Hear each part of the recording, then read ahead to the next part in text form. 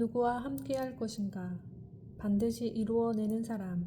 누구와 함께할 것인가에 대한 답을 논하기 위해서는 먼저 두 가지 전제 조건이 있습니다.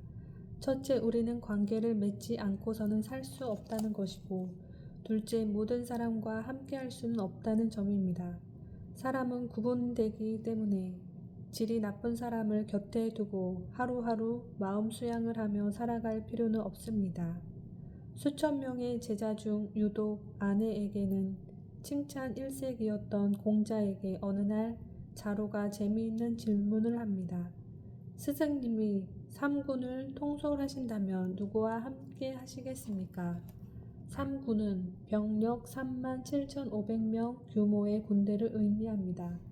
자로는 좋은 질을 갈고 닦지 않아 매번 야단을 맞지만 평소 공자에게 두려워하지 않는다라는 평가를 받고 있었습니다. 그래서 자신이 가장 뛰어난 자질을 발휘할 수 있는 군대를 통솔한다는 상황을 설정하여 스승님의 인정을 받고자 한 것입니다. 사람 보기의 달인인 공자의 대답은 어땠을까요? 맨손으로 호랑이를 때려잡고 맨몸으로 황하를 건너가다가 죽게 생겼는데도 조금도 후회하지 않는 사람과 나는 함께할 수 없다. 군대를 통솔하는 일은 용맹함이 필요해 보이지만 사실 용맹함보다 더 중요한 것이 있습니다. 자로는 그 용맹함이 공자를 넘어선 지 오래였습니다. 맨손으로 호랑이를 때려잡는다니 이보다 용감할 수는 없습니다. 하지만 이것은 매우 위험천만한 일입니다. 여차하면 죽을 수도 있는 무모한 일입니다. 용맹함이 지나치면 가깝게는 나와 가족을 죽게 하고 그런 사람이 공직에 있으면 나라를 말아먹을 뿐입니다. 더욱 무서운 사실은 자신의 무모함으로 다른 사람들이 죽게 생겼는데도 후회할 줄 모르는 것입니다.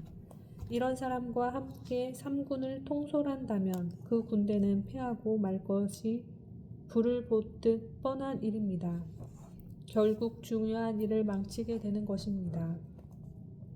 진 나라가 춘추 전국 시대를 통일해가는 과정을 그린 애니메이션 킹덤에는 다양한 전투가 등장합니다.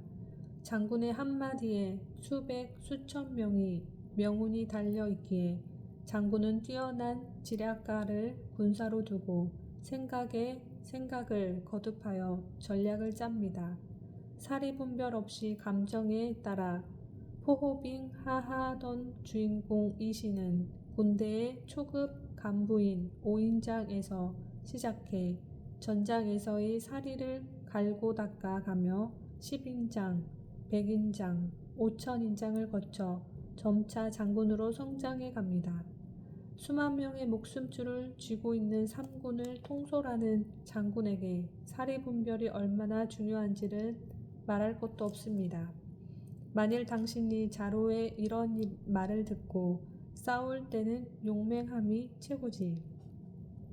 호랑이와 맨손으로 대적하다니 용감하다, 멋있다, 책임감이 있구나, 믿음직스럽다, 이 사람이랑 함께하면 내가 보호받을 수 있겠다 라고 평가하고 그 사람과 함께 일하기로 결정했다면 당신은 혹한 것입니다.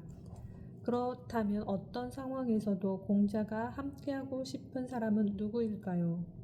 일에 임할 때는 일을 망치지는 않을까 두려워하고 계획을 잘 세워 반드시 이루어내는 사람과 나는 함께할 것이다.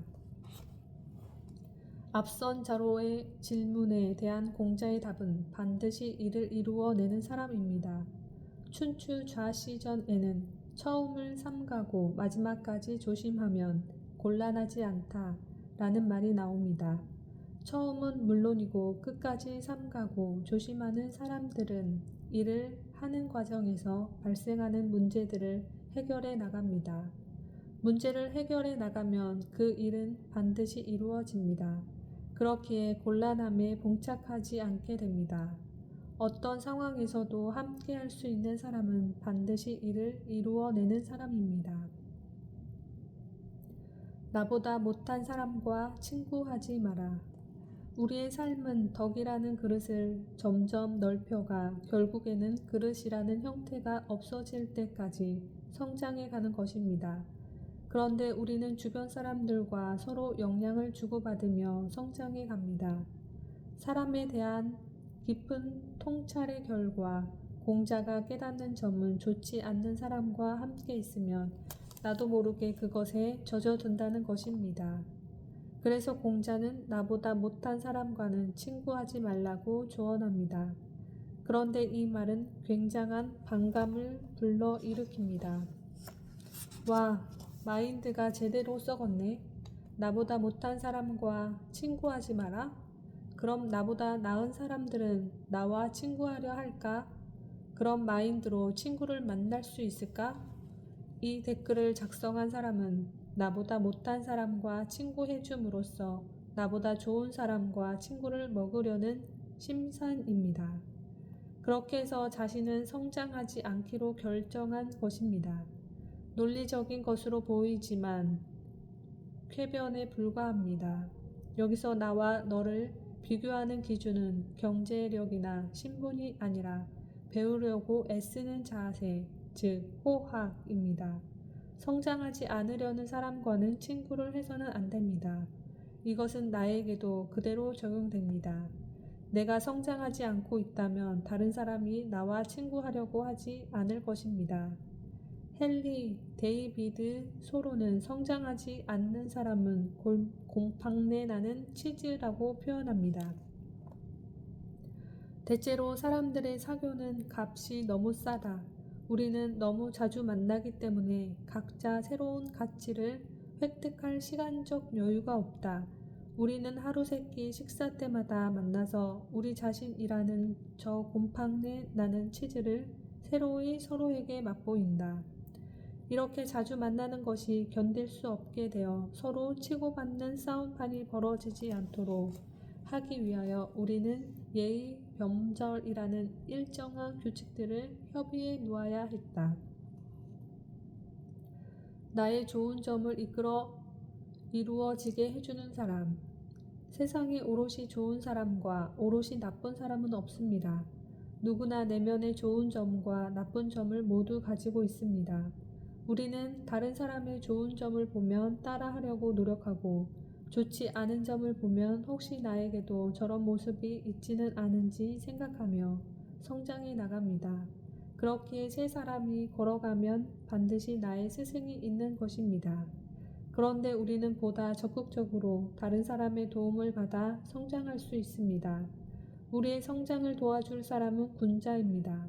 군자는 다른 사람의 좋은 점을 발현시켜주고 나쁜 점을 막아서 이루어지지 않게 해줍니다. 그런데 소인은 그 반대로 합니다. 즉 나의 좋은 점을 잘 끌어내 발현되도록 도와주는 사람이 군자, 나도 몰랐던 나쁜 점을 기어코 유발해내는 사람은 소인입니다. 이혼 상담을 하다 보면 배우자와의 관계에서 자기도 몰랐던 폭력성이 뛰어나와 스스로 놀라는 분들을 종종 봅니다. 정신을 차려보니 제가 아내의 목에 손을 대고 있더라고요. 힘을 주지는 않았지만 저도 너무 놀랐어요. 그 자리에서 집을 뛰쳐나갔어요. 이제는 저 자신이 너무 무서워요. 저는 남편과 있으면 극심한 스트레스를 느꼈고 분노 조절 장애처럼 갑자기 미친 듯이 화를 낸 적도 있습니다. 함께 쌍욕을 한 적도 있어요. 그렇게 하지 않으면 대화가 되지 않으니까요.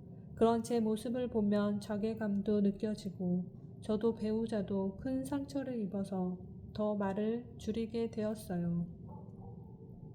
무엇이 문제일까요? 이유 여하를 불문하고 폭력과 폭언은 나쁜 거니까 내가 잘못한 것일까요? 결혼 전과 결혼 후가 달라진 이유는 무엇일까요?